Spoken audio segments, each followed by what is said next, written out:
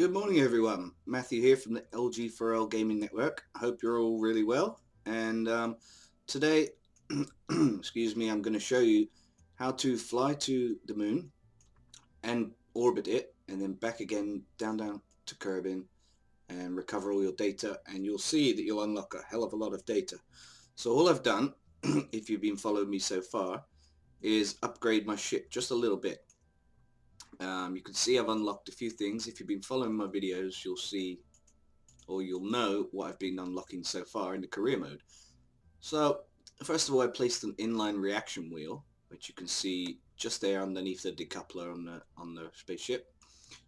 I added one more of these fuel tanks, which is the FLT400. So I've added one more of those to the structure, and I've now added 6 of these solid fuel boosters. And that's all I've done. The rest of it remains the same. So let's go and check this out and see how the mission goes. As I said before, this will gain you a lot of data, so it's a really worthwhile mission. We're actually taking off in the dark here, which I don't want, so I'm just going to fast forward time until it's daylight. Alright, now on the launch procedure, press T to engage your SAS, which will stabilize your ship, and then power up your rockets. Now I'm going to set them halfway. As you can see, the first stage is the solid fuel boosters. Go ahead and press space, and off we go. You can see that even at half thrust, the solid fuel boosters give us a huge amount of acceleration. We're up to like 140 meters per second now already, and that's quite enough. The nearer we get to 10,000 meters, which is when we'll do our 90-degree tilt, we'll increase the speed. And aim for a Kerbin orbit before we set forth for the moon. Alright, so let's just wait for this to get to the desired height. I'm just powering it up even more to full throttle now. Nearly at 10,000 meters, so I'm going to go ahead and tilt it sideways. Press space here. Now it's easier to tilt sideways. Okay, so we get to, you can see we're decelerating now purely because of the weight of this rocket, but our velocity will level out soon and then begin to increase again, so it's nothing to worry about. It's just purely because of the weight of the rocket right now compared to the thrust we've got available. But comparatively speaking, the burner that we have at the bottom is actually quite efficient, so I'm hoping this will go well. We seem to have lost contact with Jebediah Kerman. Oh no. Well, he's in there somewhere. He's just disappeared for now.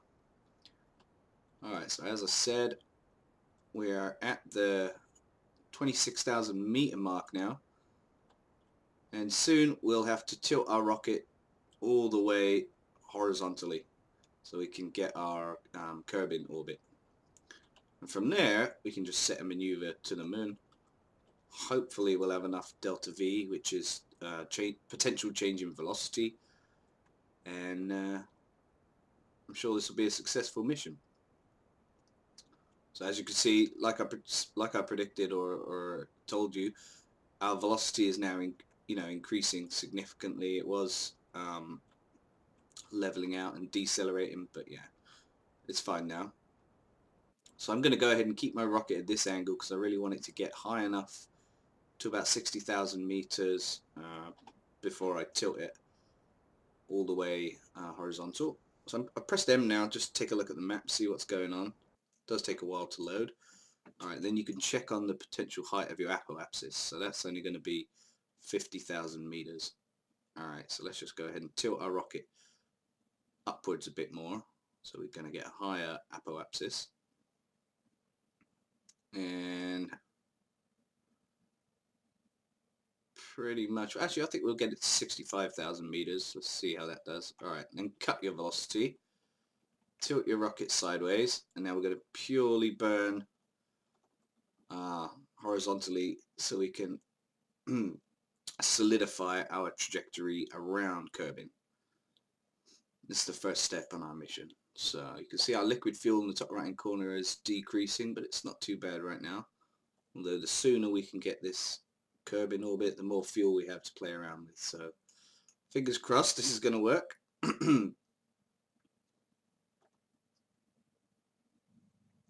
Let's just see where the moon is.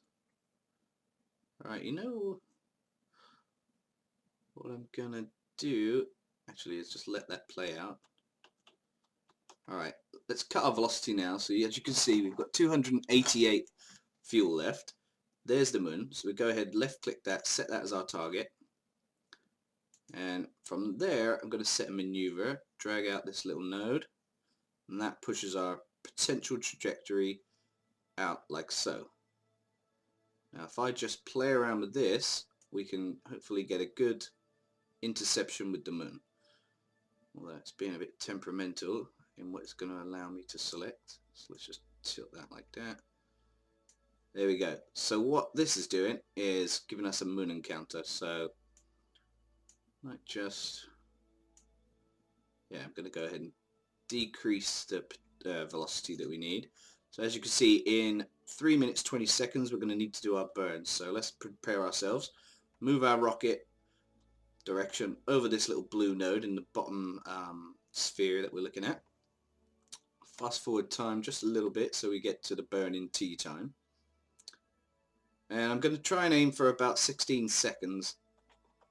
So that will be 16 seconds before the burn and 16 seconds after the burn, and hopefully that will give us maximum efficiency.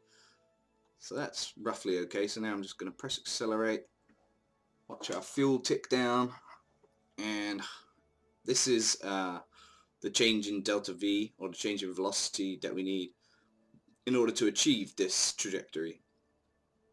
So where my mouse is, you can see it dropping. We've only got 180 fuel left, but our trajectory is being pushed out nicely, so hopefully this will be fine. And there's our encounter. So just cut the speed with the X. And now we just wait for our rocket to approach where we get our interception with the moon. As you can see, our orbit velocity is decelerating. That's because of the pull of Kerbin. It's slowing our rocket down because the gravity on Kerbin is such that it's strong enough to slow our rocket down, but our velocity is enough to carry us on this trajectory to get the interception with the moon. So let's go ahead, speed up time a bit faster and wait till we get that interception. Where it changes from the blue line to the orange line, that's where the interception is. So we're nearly there. And we've got it. Okay, so I've just gone ahead and turned it back down to 1 times speed. There's our periapsis, that's our closest approach to the moon. So I'm going to go ahead and add a maneuver. Drag this little circle with the cross in it out this way to create a circular orbit. And we need a change in speed of 240.8 meters per second in order to, achieve this circular orbit. So, worst case scenario, our Jebediah Kerbin will be stuck around the moon. But best case scenario, we'll have enough fuel to bring him back. So let's see what we can do here. Turn up our time lapse. Alright, 7 seconds is our estimated burn, which isn't very much at all. So let's get to our point where we need to do our burn. And we are there. That'll do. Turn up our speed, holding down the shift key, and as you can see, our trajectory is reducing around the moon. So there we go. There's our orbit around the moon. We have 108 fuel left. So I'm going to go ahead and press change the time lapse so we get to the closest point around the moon. Hopefully that will give us a close enough approach to do some nice scientific readings. Alright, we're basically there, so let's go ahead and press M again. Take a look at our rocket. You can see him there. Okay, right click on the goo canister, observe mystery goo. As you can see, that's going to give us 30 science if we recover. The goo seems to be less dense here, so let's go ahead and keep that data. Right click on the command pod Mark 1 crew report. That gives us another 15 science if we can recover this vessel. And then I'm going to do an EVA with Jeb, so let's get him out. Here he is, hanging on for dear life on the outside. Right click him, do another EVA report. That gives us another 24 science if we can recover this.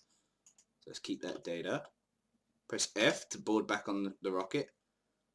That's pretty much all the science we can do right now. We have got another mystery goo container if you wanted to. As I'm showing you here, you can right click that, get another 30 science. Let's go ahead and do that, keep data. Alright, now let's go back to the map view, because this is what we're going to need to use in order to get back to Kerbin. So from here, near enough where we are, we want to do a burn or a maneuver in order to push out our apoapsis so we escape Kerbin, escape the moon's orbit. And there you can see it is there, moon's escape. So I'm going to go ahead and do this burn in about 40 seconds, so let's just speed this up. Alright, we're nearly there, so let's do our burn now. There we go, we've escaped Kerbin, escaped the moon's orbit. That's as quick as, you know, that's how quick it is. So let's fast forward time. And that's going to put us in a large orbit around Kerbin, supposedly. So let's wait for that to happen.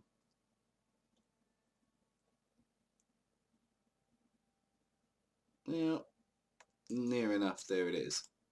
There it is. So, from the periapsis, what we want, I mean, it's more efficient to do it from the apoapsis, so let's just see how much fuel we need in order to get it from the periapsis. Let's drag this circle with a cross in it. As you can see, our velocity, our trajectory is changing. That's the orange line. We want an interception with Kerbin, and there it is. So,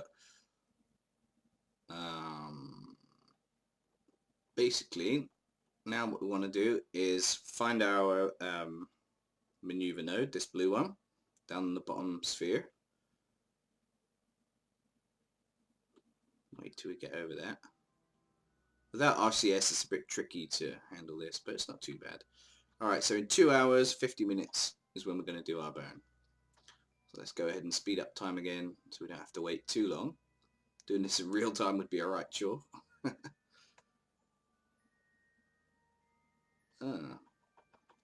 Alright, it's looking like some weird trajectories going on here. If we carried on this without doing our burn, we would get another interception with the moon. So hopefully this is going to be fine.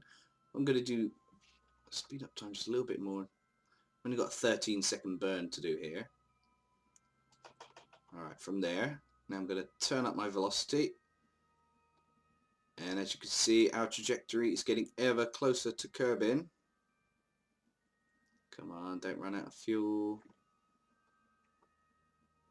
Boom. That's pretty much it. There it is. Excellent. We're intercepting it. We've got 38 fuel left. So let's right click our maneuver here. Close that. Okay, fast forward time. As you can see, we're now on our little highly elliptical orbit, which is going to intercept with Kerbin. Some bizarre physics going on there, but it looks like it's going to do it. So, oh, the game got confused then, processing all the algorithms. Here we go, we're approaching it now. Let's click on this surface. We're approaching the surface quickly. Alright, I'm going to go ahead and press play here because that's approaching way too fast. Now, as you can see, we're 890,000 meters out from Kerbin. There it is. What a beautiful sight that is. And approaching fast. So, we don't need any more fuel. We are heading for it. So let's go ahead and press the space bar. And now all we're left with is our little command cockpit. Command module with Jeb in it. And there he is, heading down to Earth. So from here, let's speed up time. Wow, what's going on with the graphics there? There's like some texture issues. Is that like a hidden planet or something? Whoa. Epic. Don't crash into that, please, whatever you do. Alright. Kerbin has transformed into a planet. We're watching terraforming at its best here. Sweet.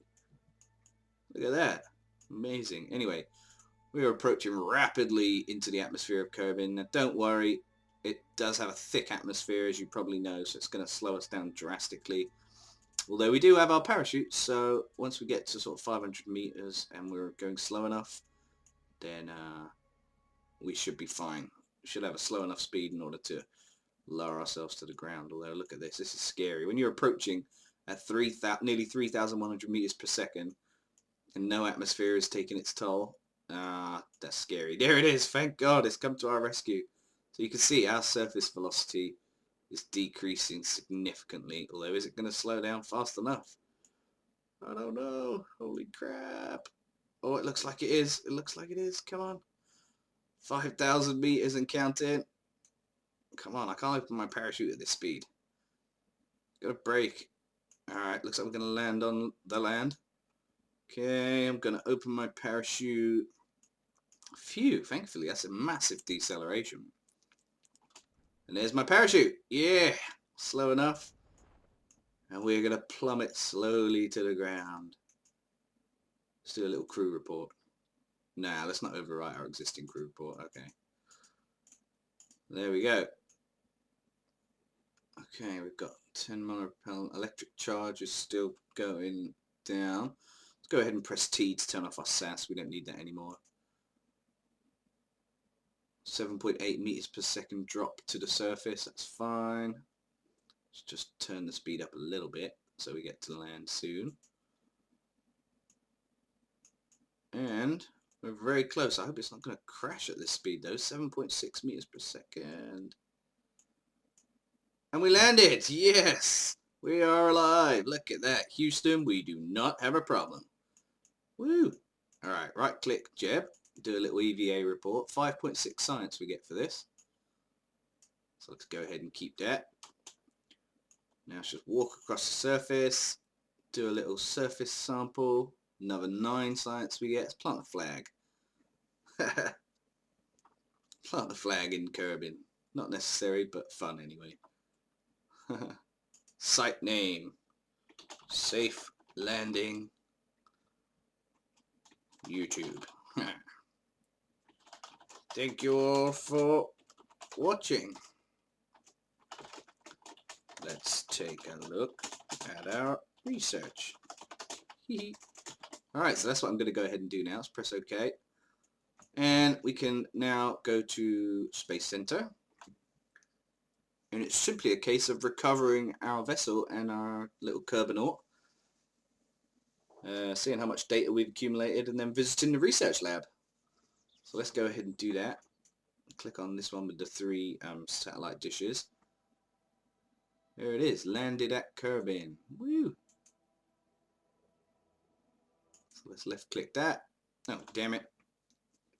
Because it was being a bit laggy there, it's taking me back to him. Never mind, press escape again. Back to the Space Center. And hopefully it'll work fine this time. There's our little place we need to go. Okay, so click on Help 4. That's the name of my rocket. You've probably named your rocket something else. There we go. So again, we click on Recover. Boom. Look at all that science we get. We get 91 point science earned. 91.9 science earned on this mission. So press Done. Boom. We got Jeb. We've got to recover him. Again, we get another 14.6 science. Press Done. Now let's exit out of there and go and check on what we can unlock. Our career mode is going really well here, so hopefully if you're following along, it's giving you a lot of help. That's basically why I'm doing it. So yeah, hopefully. Alright, so we've got 115 science. Let's see what we can unlock here. Advanced rocketry, so we can get an FL T800 fuel tank. Just a bigger version of that FL T400 we've been using. We can have general construction, or we can have survivability, or we can have aerodynamics, which is cool if you want to build aeroplanes. I recommend that if you want to build some planes. This one looks good. Inline advanced stabilizer, Delta Deluxe winglet, Mark II cockpit, Octo. Or this one, which gives you a rechargeable battery bank, some lights, and photovoltaic panels. I think I'm going to go ahead and unlock that one, because then we can actually send data back while we're in space. That is 90 science.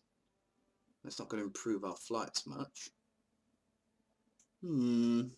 Yeah, I'm still going to go ahead and unlock it. Let's research that one. Maybe we've got enough for something easier, such as this. Okay, yeah, that could be cool. Unlock the survivability one, and we get a LV909 liquid fuel engine, a little tiny one. And some landing struts. Yeah, we do need landing struts, actually. And radial mount parachute. And that's only 15 science, so let's unlock that one. Brilliant. Leaves us with 10 science. Okay, thank you for watching. I hope you've enjoyed it and found it helpful. And I will endeavour to make my next video within a week. Take care, Kerbinauts. Matthew out.